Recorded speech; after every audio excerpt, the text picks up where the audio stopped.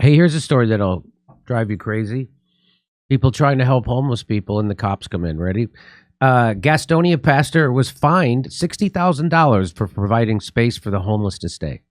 We've always said that. Where are the churches? Why don't the churches open up their doors to help homeless people? Where are the churches? What are they doing? Well, here's a guy who's actually walking the walk of a Christian. Community members are rallying around a Gastonia pastor known for serving the homeless. The city says that Pastor Moses Colbert isn't allowed to operate a homeless shelter on property zoned for a church. Can you believe this?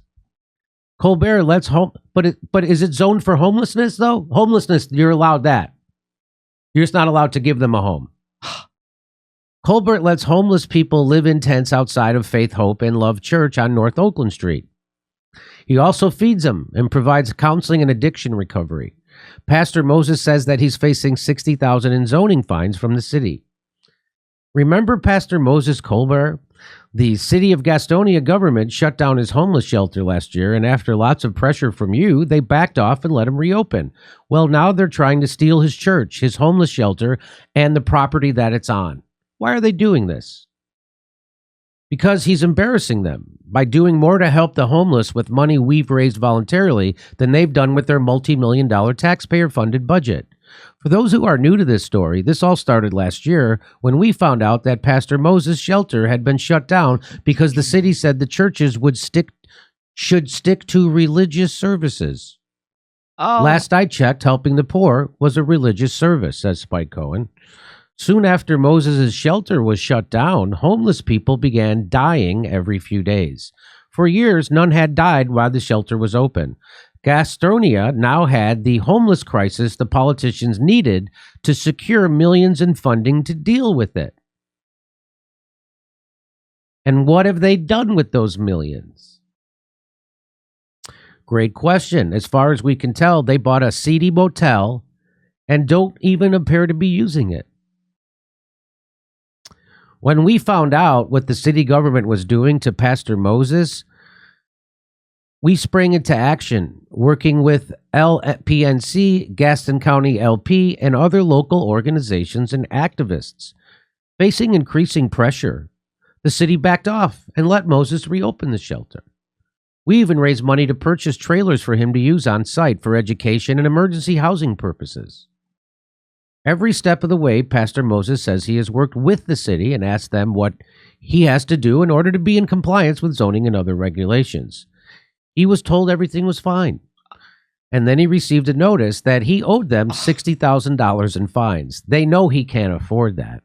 It's pretty clear that they want to steal Pastor Moses' property and run his church and shelter out of business, all because he's done more for the homeless community at no expense to the taxpayer than the city has done with billions of tax dollars.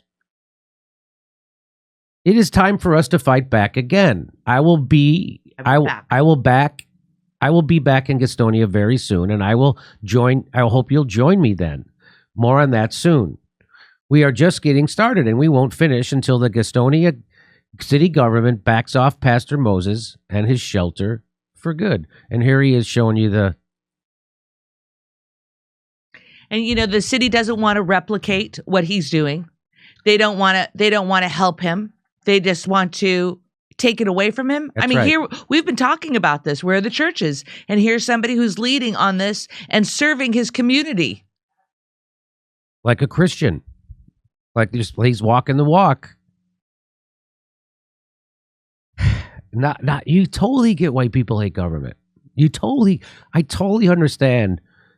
You know, conservatives have always said to me, "Oh, Jimmy, why do you like big government? Big government."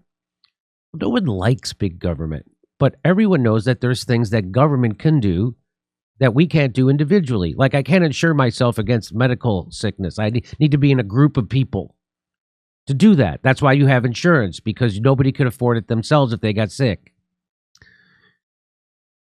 You know, the military, building, you know, roads, all that stuff.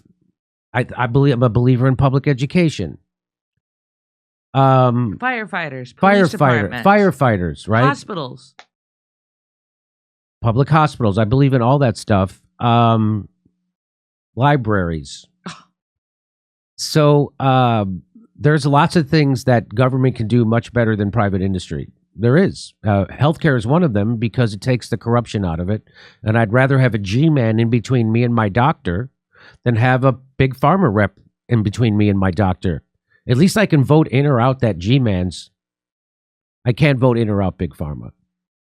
And if people also say, well, look what happened during COVID and you're going to let government do that again. No, that was done at the behest of big pharma.